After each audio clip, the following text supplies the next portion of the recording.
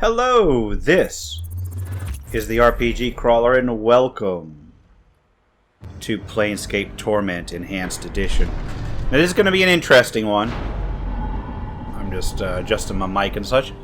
It's going to be an interesting one, largely because, well, number one, I'm having trouble recording it, so let's hope this even goes through. Number two, it's a classic game that I actually had started a Let's Play of a long time ago, but not the Enhanced Edition. Forgive me, I'm still adjusting my mic. And never finished because I had errors at the time. I have since picked up the Enhanced Edition many years later, and I'm coming back to it. I don't remember how far I got through, but I remember I got through quite a bit of it in that first Let's Play. So this will not be a blind Let's Play, except for the fact that my memory sucks, so we'll see how far I can go. I'm not going to go for a super optimized Let's Play, but I am going to take some optimization of stats just to make sure that I've got conversation options plenty. Classic introduction. Asking all kinds of questions without answering them. So. Yeah, we'll see if I can actually bear it through this time. It's also going to be a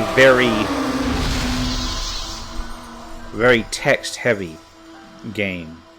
So I very well may have to limit my recording sessions as to avoid losing my voice. I'll try and get a few done in this first little shot here. All right, Planescape Torment Enhanced Edition. Got that interesting kind of menu system here. Now, I will say this. Although it does use the old school Infinity engine, it was very much changed and customized for this particular game. Let me make sure I got the gameplay going. I will go with difficulty. I'll just leave it on 3. Leave that alright. Leave that okay. I will do heal on rest. I'll go ahead and do max hit point on level up. Sure, why not? And I'm gonna go always run. Just to kind of keep things going. I don't know if I even care about this health status. Okay, I'm done with that. Let's take a look at the feedback. I want to display all the feedback. Good. I don't care necessarily about graphics and sound. Let's see if I can't find anything with like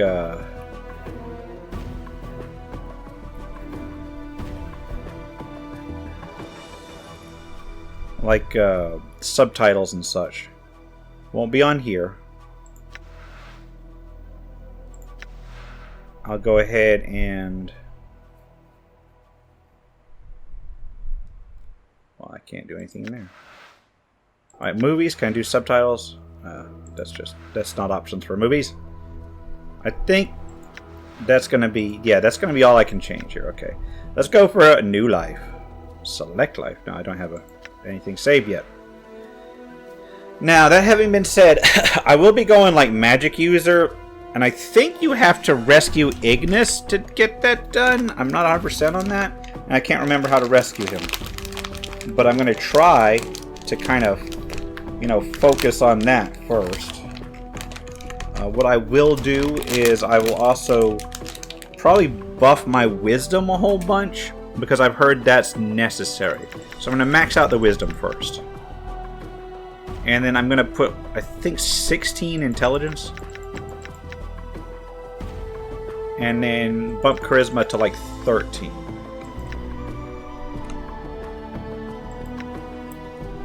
Yeah, that should work. That's going to leave me kind of lagging for melee and such at the beginning of the game, but I think I'm okay with that. Yeah, you play the Nameless One no matter what. Oh, that's such a tiny resolution. Chief, you okay? You playing corpse or you putting the blinds on the dusties? I thought you were a deader for sure. Good old Morty. Who are you? Who am I? How about you start? Who are you? I don't know. I can't remember. I asked you first, Skull. Yeah, and I asked you second. What's your name? I don't know. I can't remember. You can't remember your name? Well, next time you spend a night in the burg, go easy on the bub. My name's Morty. I'm trapped here, too. Trapped? Yeah, since you haven't had time to get your legs yet, here's the chant. Oops. I've tried all the doors, and this room is locked tighter than a chastity belt. We're locked in where? Where is this place? It's called the mortuary. It's a big black structure with all the architectural charm of a pregnant spider. What, am I dead? Not from where I'm standing. You got scars aplenty, though. Looks like some Burke painted you with a knife. All the more reason to give this place the laugh before whoever carved you up comes back to finish the job. Yeah, good old Planescape cant. For the sigil cant. I don't know. I haven't played any of the 5th edition stuff from Planescape, so I can't say how much of this was actually carried over to the new stuff. But that was one of the charms of the old Planescape sigil, was that it was kind of like almost a fantasy Victorian style thing. In terms of a mix of, magic as tech and the class system, or the faction system and such. Scars, how bad are they? Well, the carvings on your chest aren't too bad, but the ones on your back... Morty pauses. Say, it looks like you got a tattoo gallery on your back, Chief. Spells out something. What do they say? It looks like you come with directions. Morty clears his throat. Let's see, it starts with... I know you feel like you've been drinking a few kegs of Styx wash, but you need to center yourself. Among your possessions is a journal that'll shed some light on the dark of the matter. Farad can fill you in on the rest of the chant, if he's not in the dead book already. Farad, what does it say anything else? Yeah, there's a bit more. Morty pauses. Let's see, it goes on. Don't lose the journal or we'll end up in the Styx again. Whatever you do, do not tell anyone who you are or what happens to you, or they'll put you in the quick pilgrimage to the crematorium. Do what I tell you. Read the journal, then find Farad. No wonder my back hurts. There's a damn novel written there. As for that journal I'm supposed to have with me, was there one with me while I was lying here? Nope. You were stripped to the skins when you arrived here. Besides, look like you got enough of a journal penned on your body. What about Farad? Do you know him?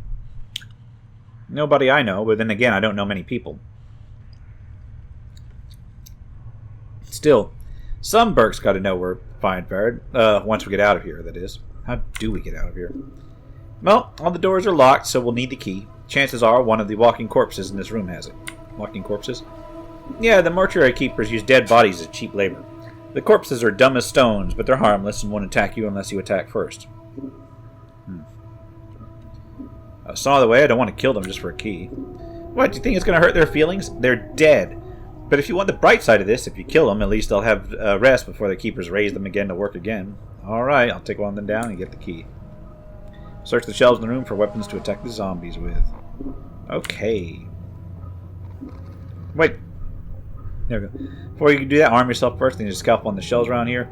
One last thing, those corpses are slow as molasses, but getting punched by one of them is like being kissed by a battering ram. If they start getting the edge on you, remember you can run, and they can't.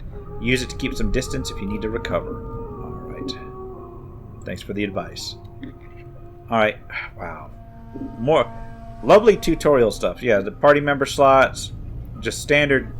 Well, not quite standard, but kind of like semi-standard Infinity Engine user interface. Pause, unpause. Yeah, select weapon. Select spell. Okay, it should be good to go.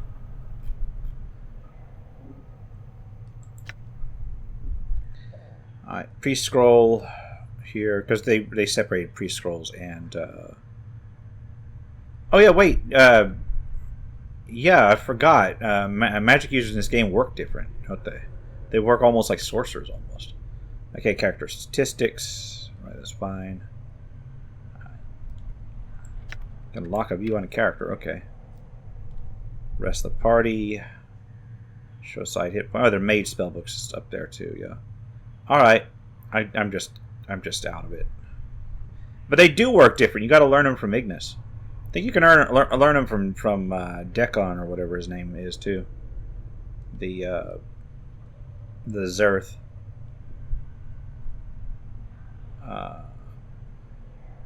Quick loot. Yeah, they added quick loot. Good. Formations, don't care. All right, this is pretty simple. Okay. Well, let's get started. If I remember right, there's bandages I need. They did add the alt to highlight everything. Get a scalpel. All right, you found the scalpel. Now go get those corpses, and don't worry, I'll stay back and provide valuable tactical advice. Maybe you could help me, Morty. I will be helping you. Good advice is hard to come by. I meant helping in attacking the corpse. Me, I'm a romantic, not a soldier. I'll just get in the way. When I attack this corpse, you better be right there with me, or you'll be the next thing that I plunge a scalpel in. All right, I'll help you. Okay, glad we understand each other. Time to introduce these corpses to the second death end. Yep, but first, we're going to continue to look around.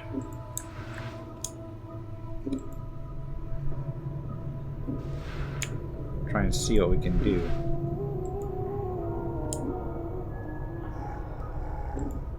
Well, I just used to love how atmospheric this one was.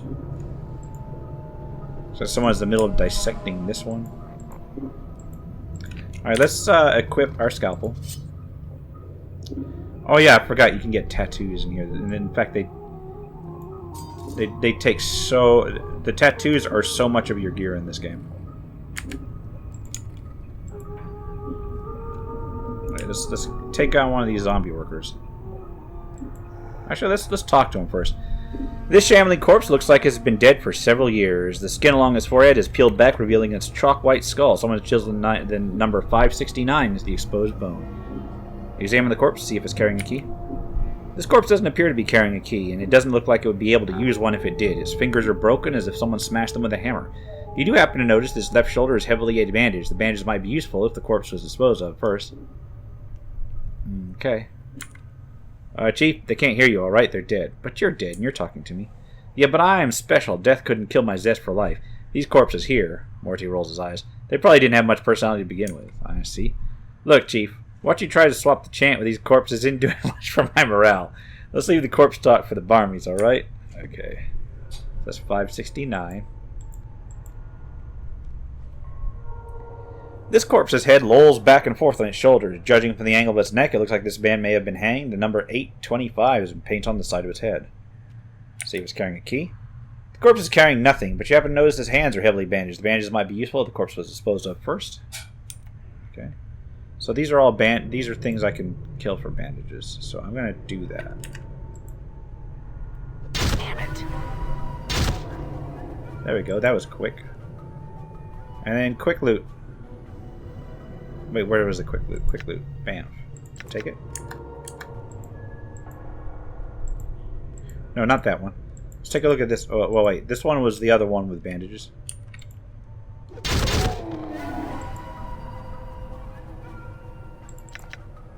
Alright, how about we talk to this one first? This corpse stops and stares blankly as you approach. Number 782 is carved in his forehead, and his lips have been stitched closed. The faint smell of formaldehyde emanates from his body. See what's carrying a key. This corpse looks to be the one with the key. It's holding it tightly in its left hand, its thumb and forefinger locked around it in a death grip. It looks like you'll have to hack the corpse's hand off to free the key.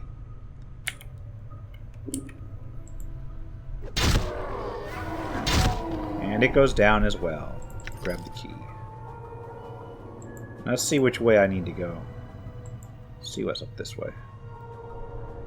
Alright, you can only use once, I guess. Use it once, I guess. Some advice, Chief. I keep it quiet from here on. No need to put any more corpses in the dead book than necessary, especially the Femmes. Plus, killing them might draw the caretakers here. I don't think you mentioned it before. Who are these caretakers? They call themselves the Dustmen. You can't miss them. They have an obsession with black and rigor mortis to the face. They're an addled bunch of ghoulish death worshippers who believe that everybody should die sooner better than later. I'm confused. Why do these Dustmen care if I escape? Were you listening? I said the Dusties believe everybody's got to die sooner better than later. You think the corpses you've seen are happier in the dead book than out of it? Corpses I've seen here, where'd they all come from? Death visits the plains every day, Chief. These shamblers are all that's left of the poor sods who sold their bodies to the caretakers after death. And something about, I'm sure I didn't kill any female corpses. Why? Do I even want to know? What? Are you serious? Look, Chief, these dead chits are the last chance for a couple of hardy bashers like us. We need to be chivalrous. No hacking them up for keys, no lopping their limbs off, things like that. What are you talking about? Chief, they're dead, we're dead. See where I'm going? You can't be serious. Chief, we already got an opening line with these limping ladies. We've all died at least once. We'll have something to talk about. They'll appreciate men with our kind of death experience. Did you say that I'm not dead? Well, alright, you might not be dead, but I am, and for where I'm standing, I wouldn't mind sharing a coffin with some of these fine, sinewy cadavers. Oh god, Morty. Morty starts clacking his teeth as if in anticipation. The caretakers would have to part with him first, and that's not likely. Alright, I'll try and remedy that. Look, Chief, it's obvious you're still a little addled after your kiss with death, so I've got 2 bits of advice for you. 1, if you got questions, ask me, alright? Alright. 2nd, if you're half as forgetful as you seem to be, start writing stuff down. Whenever you come across something that might be important, jot it down so you don't forget it. If I had that journal I was supposed to have with me, I'd do that. Start a new one then, Chief. No loss. There's plenty of parchment and ink around here to last you. Alright. Okay, I'll make a new journal. Use it to keep track of your movements if you ever start getting cloudy on important things. Refresh your memory. Updated my journal. Okay, good. The classic updated my journal. Okay. Let's take a look around here first before I talk to these.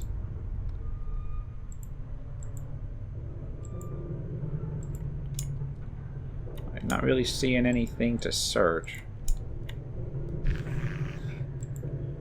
I think this just leads out, doesn't it? It's like the exit, isn't it?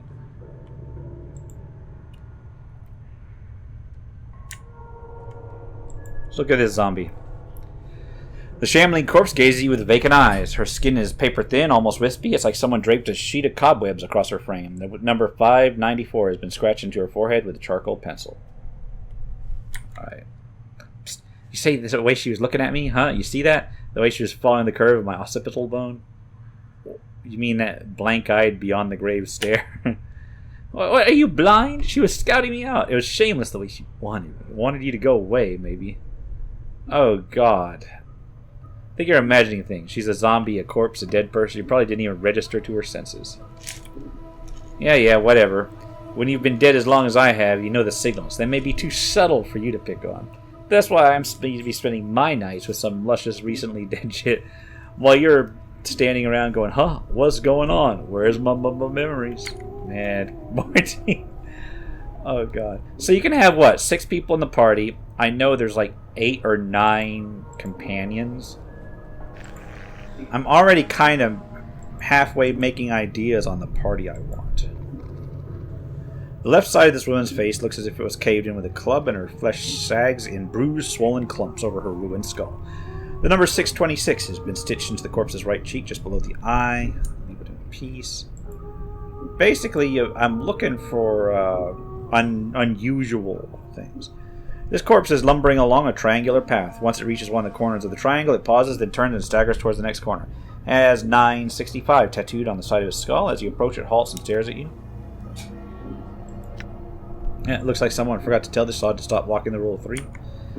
The corpses don't have much left in the attic, so we can't do more than one task at a time. Whenever they're told to do something, they'll keep doing it until someone tells them to stop. This poor sod probably finished some task and they forgot to tell him. That's the rule of 3. The rule of 3 is a greater metaphysical rule that is present in Planescape. Updated my journal. Yeah, well, the rule of 3 is one of those laws about the planes, about things tending to happen in threes, or when things composed of 3 parts, or there's always 3 choices, and so on and so forth. You don't sound like you hold much faith in it. It's a load of wash, if you ask me. If you look for a number, any number, and try to attach some great meaning to it, you're going to find plenty of coincidences.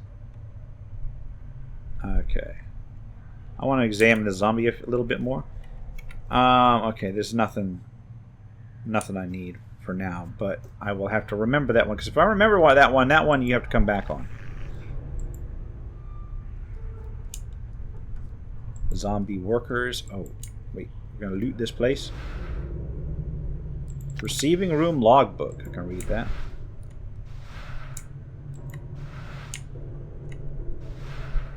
I'll be taking that money.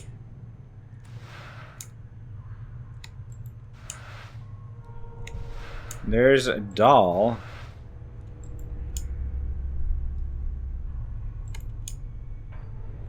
Yeah, first I'm looting this place. Alright, let's read the receiving room logbook. This huge logbook lists mortuary procedures in a tight crab script. All shells entering the mortuary are to be delivered to the receiving room and logged with the scribe on duty before being embalmed or cremated.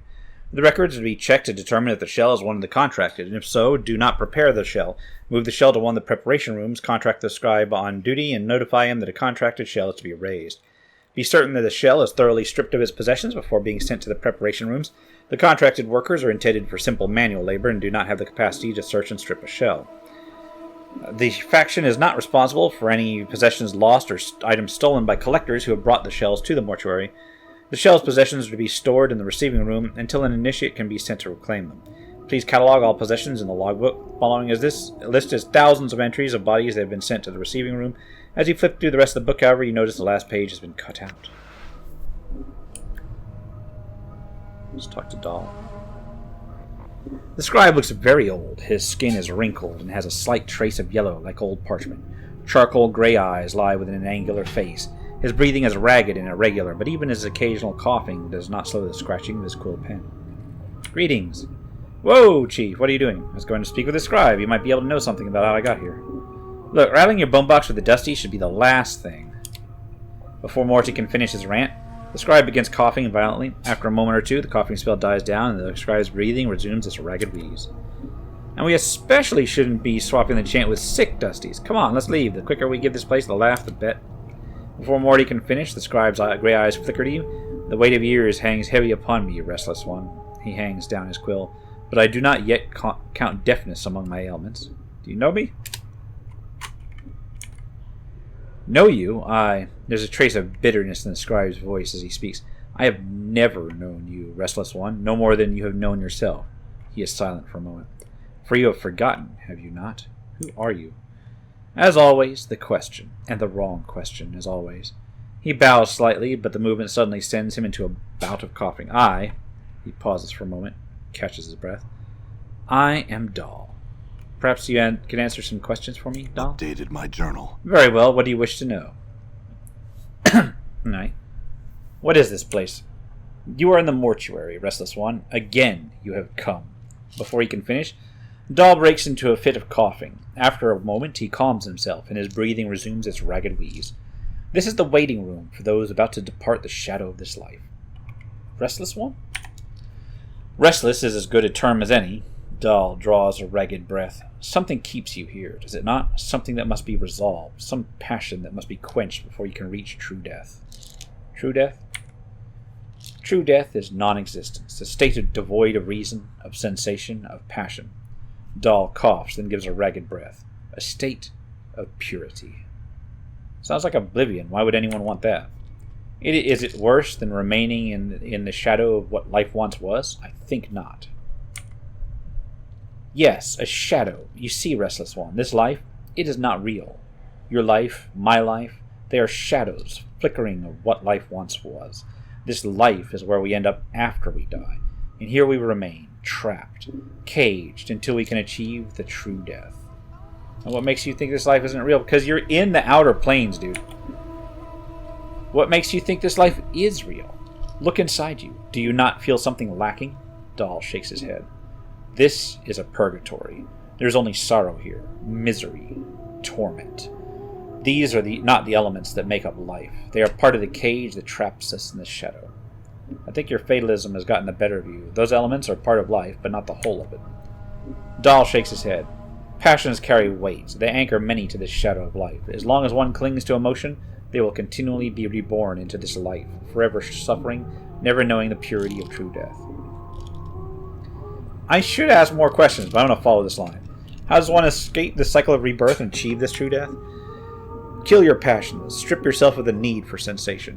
When you are truly cleansed, then the cycle of rebirth will end and you will achieve peace. Dahl sighs. It sounds like a death rattle in his throat. Past these shells of ours, past the eternal boundary, lies the peace that all souls seek. The eternal boundary. So you get the Dustman faction, I believe, is kind of like a pretty much a fatalistic, nihilistic faction that craves the true death, apparently. If I remember right. It's been a very long time since I read Planescape stuff. The eternal boundary. The boundary between the shadow of this life and the true death. Okay. So that's a circular thing. Tell me more about the mortuary. This is where the dead are brought to be interred or cremated. It is our responsibility as dustmen to care for the dead, those who have left the shadow of life and walked the path to true death. Dahl's voice drops in concern. Your wounds must have exacted a heavy toll if you do not recognize this place. It is almost your home. Dustmen. We dustmen are a faction, a gathering of those that recognize the illusion of this life. We await the next life and help others on their journey. Perhaps you can explain why the dustmen want me dead? Dahl sighs. It is said there are souls that can never attain the true death. Death has forsaken them, and their name shall never be penned in the dead book. To awake from death as you have done suggests you are one of those souls. Your existence is unacceptable to our faction. Doesn't sound like it leaves me in a good position. You must understand, your existence is a blasphemy to them. Many of our faction would order you cremated if they were aware of your affliction. You're a dustman, but you don't to be in favor of killing me. Why not? Because forcing our beliefs upon you is not just. You must give up the shadow of life on your own, not because we forced you to. Dahl looks about to break into another coughing jag, but he manages to hold it in with some effort. As long as I remain at my post, I will protect your right to search for your own truth. And what is your post? I am a scribe, the cataloger of all the shells that come to the mortuary. Dahl coughs again, then takes a deep breath. As long as the stream of corpses flows through the mortuary, I shall remain as my post. You say I've been here more than once. How is it the dustmen do not recognize me? Updated my journal. I am the one that catalogs the shells that come to our halls, Restless One. Dahl breaks into a fit of coughing, then steadies himself. Only I see the faces of those that lie on our slabs. The dark of your existence lies safe with me. Okay, so let's see more about them. I'll ask about Sigil. Sigil is our fair city, Restless One. Okay, more about the mortuary. Wounds. Yes, the wounds that decorate your body. They look as if you would have sent a lesser man to the path of true death, yet it seems as if many of them have healed already. Dahl coughs violently for a moment, then steadies himself. But those are only the surface wounds. Updated my journal. I speak of the wounds of the mind. Pardon me, I did not mean to cough into the mic. You have forgotten much, have you not? Maybe your true wounds run much deeper than the scars that decorate your surface. Dahl coughs again, but that is something only you would know for certain. Alright, other questions? How did I get here? Dahl snorts in contempt as if he finds the memory repugnant. Your moldy chariot ferried you to the mortuary, Restless One. You would think you were a royalty based on the number of loyal subjects that lay stinking and festering upon the cart that carried you. Arrive here on a cart? Updated my journal. Yes, your body was somewhere in the middle of the heap, sharing its fluids with the rest of the mountain of corpses. Dahl breaks into another violent fit of coughing, finally catching his breath minutes later. Your seneschal, Farad, was as always pleased to accept a few moldy coppers to dump the lot of you at the mortuary gate. Who is this Farad? He is a collector of the dead. Dahl draws a ragged breath, then continues. We have such people in our city that scavenge the bodies of those that have walked the path of true death and bring them to us so they may be properly interred properly. Where can I find this Farad? If events persist as they have, Restless One, you have a much greater chance of Farad finding you and bringing you to us again before you begin whatever ooze puzzle he wallows in this time. Nevertheless, I must find him. A slight warning creeps into Dahl's tone. Do not seek out Farad, Restless One. I am certain it will simply come full circle again, and you none the wiser, and Farad a few coppers richer. Accept death, Restless One. Do not perpetuate your circle of misery. I have to find him. Do you know where he is? Dahl is silent for a moment. When he finally speaks, he seems to do so reluctantly. I do not know under which gutter stone Farad lairs at the moment, but I can imagine he can be found somewhere beyond the mortuary gates in the hive. Perhaps someone there will know where you can find him. Doesn't sound like you like Farad much. There are some I respect, Restless One. Dahl takes a ragged breath and steadies himself. Farad is not one of them. He wears his ill repute like a badge of honor and takes liberties with the possessions of the dead. He is a knight of the post, cross-trading filth of the lowest sort. Knight of the post? A knight of the post, Dahl coughs. A thief. All Farad brings to our walls come stripped of a little less than their dignity than they possessed in life. Farad takes whatever he may pry from their stiffening fingers. Okay, does Farad take anything from me? Dahl pauses, considering. Most likely. Are you missing anything, especially anything of value? His voice dips as he frowns. Not that Farad would take exception to anything that wasn't physically grafted to your body, and sometimes even that's not enough to give his greedy mind pause. I am missing a journal. A journal? If it was of any value, then it's likely it lies in Farad's hands. Other questions? You tell me how I can get out of here? The front gate is the most obvious exit, but they will not let anyone other than the dustman pass. Dahl breaks into a ragged cough, then continues. One of the gates by the front gate has a key to it, but it is unlikely... One of the guides by the front gate has a key to it, but it's unlikely he will open it for you unless you are extremely persuasive. Alright, do you know who I am? Updated my journal. I know scant little of you, Restless One. I know little more than those that have journeyed with you and now lie in our keeping. Dahl sighs. I ask that you no longer ask others to join you with you, Restless One. Where you walk, so walks misery. Let your burden be your own. There are others who have journeyed with me, and they are here. Updated my journal. Do you not know the woman's corpse interred in the memorial hall below? I had thought that she had traveled with you in the past. Dahl looks like he is about to start coughing again, and catches his breath. Am I mistaken? Where is her body? The Northwest Memorial Hall on the floor below us. Check the biers there. Her name should be on one of the memorial plaques. Mayhap that will revive your memory. You said there were others. Who else was here? Doubtless they are, but I know not their names, nor where they lie. One such as you has left a path many have walked, and few have survived. Dahl gestures around you. All dead come here. Some must have traveled with you once. I find no fault in your reasoning. Alright, what... Why, I've gotten... you sound ill. Are you not well? I am close now to the true death, Restless One. It will not be long before I pass to the eternal boundary and find the peace I have been seeking. I tire of this mortal sphere. Dahl gives a ragged sigh. The plains hold no more wanderers for one such as I. You certain there might be some way I can help you? I do not wish to live forever, nor live again, Restless One. I could not bear it. Okay, farewell. I think that's about it I can get from him. As you turn to leave, Dahl speaks. Know this. I do not envy you, Restless One. To be reborn as you would be a curse I could not bear. You must come to terms with it. At some point, your path will return you here. Dahl coughs. The sound rattling in his throat is the way of all things flesh and bone. Then perhaps we'll meet again. Alright, that's kind of rough. Let's look at these zombies real quick. This walking corpse, his number is 1094 carved into his forehead. His mouth has been sewn tightly shut, and the charnel reek of fresh formaldehyde hangs on in an overpowering cloud around it. Despite the pallid, sunken features and lifeless, milky eyes, it's clear this once a handsome young man. Okay. How about you? This female corpse is making the rounds from slab to slab in the room. Her hair is knotted in a long braid and looped around her neck like a noose. Someone has stenciled the number 1096 in her forehead, and her lips have been stitched closed. So you look around. Sometimes they may have stuff like this one. This one's got bandages. This corpse is shuffling from slab to slab. Bandaging the corpse is lying there. The number 396 carved into his left temple, and his lips are stitched shut. Stitched closed. You notice the corpse is carrying a roll of bandages in his hand. The bandages look usable. Try and take them from him. You snake your hand out to take the roll of bandages from the corpse's hand. The corpse doesn't even seem to notice. Continues going through the motions of bandaging the bodies. Examine the corpse again. Okay. Alright. I'll leave the corpse in peace. Number 1201 has been inked in the forehead of this corpse, and the ink has run down his eyes, cheeks, and jaw. As you follow the ink tears down the corpse's face, you notice his run into the stitching, sealing the corpse's lips, and is caught on what looks like a corner of a note stuck in the corpse's mouth. Try and pull the note out. This note has mingled with the ichor in the zombie's mouth. If you tried to pull the paper out through the cross stitches, it would tear the paper to shreds. Hacking the corpse to get at it looks like it will destroy the note. You'll need to find a delicate way to remove the stitches before you remove the note. Use a scalpel. Nice. You deftly slice through the stitches, sealing the corpse's mouth, and the jaw sags open. You pull out the note from the corpse's mouth. Despite the condition of the paper, the writing on it still appears legible. Examine it again. Alright. Leave the corpse in peace.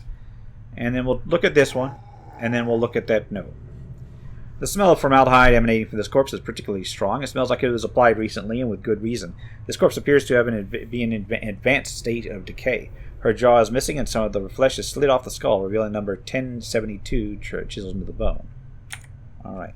Let's take a look at this. This is a foul-smelling note retrieved from the mouth of one of the mortuary zombies. It looks like it was sewn into the corpse's mouth by accident. Despite its condition, the writing is legible. Please, to whatever dustman reads this, I beg of you, I know of my legal obligation under the terms of the dead contract, but I'm prepared to offer more than my signing fee if you'll cremate my body rather than raising it. I have arranged for this note to be left with my body upon my death. If you're reading this, then please use this note as instructed and accept the result in exchange for my contracted duty.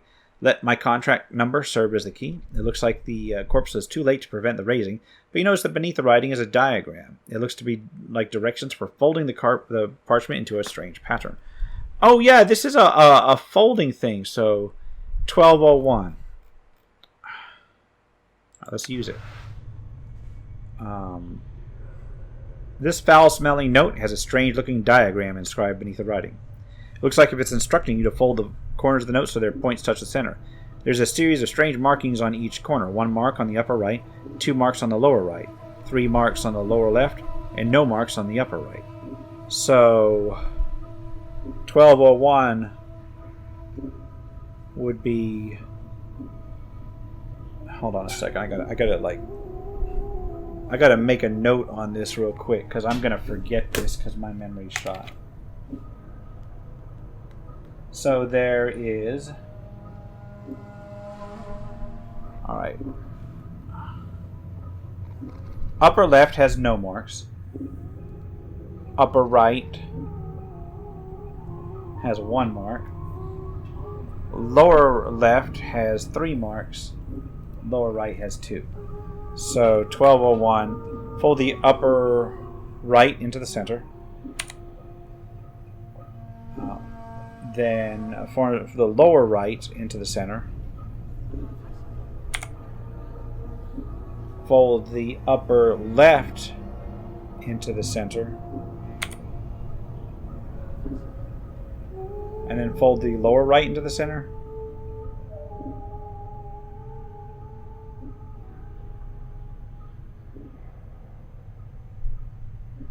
Wait, that's not correct. Unfold the note and start again. Upper right into the center. Upper right is 1. Lower right into the center, that's 2. Upper left into the center, that's 0. As you fold the upper left to the center, you watch as the upper right unfolds by itself, resuming its normal position, and you upper right into the center. Bam. As you fold the upper right into the center, the lower left corner mirrors the action until all the corners touch in the center. You watch for a moment, and the corners of the paper rise up, turning the note into a small 4-sided pyramid. Open the sides of the pyramid. You peel back the sides of the pyramid, and the paper disintegrates into dust. There inside is a small triangle-shaped earring. It catches the light and gleams brightly. And what is it? What is it? It's a magical earring.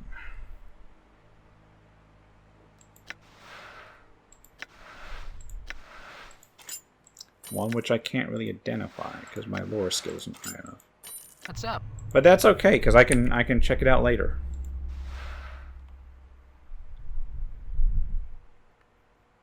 Later on, I'll try to identify it. I think what I'm going to do is I'm going to wrap it up here. And I realize just how long this is going to take me to just completely go through this area. But that's okay. That's okay. There's a lot of dialogue in this game. So far, so good. I'm enjoying the atmosphere. I'm getting used to the interface again. And we'll see how I go. For now, it's been the RPG Crawler with Planescape Torment. If you like what you see, remember to leave a like, comment, got any feedback, and subscribe for more RPG content. Until next time, take care and goodbye.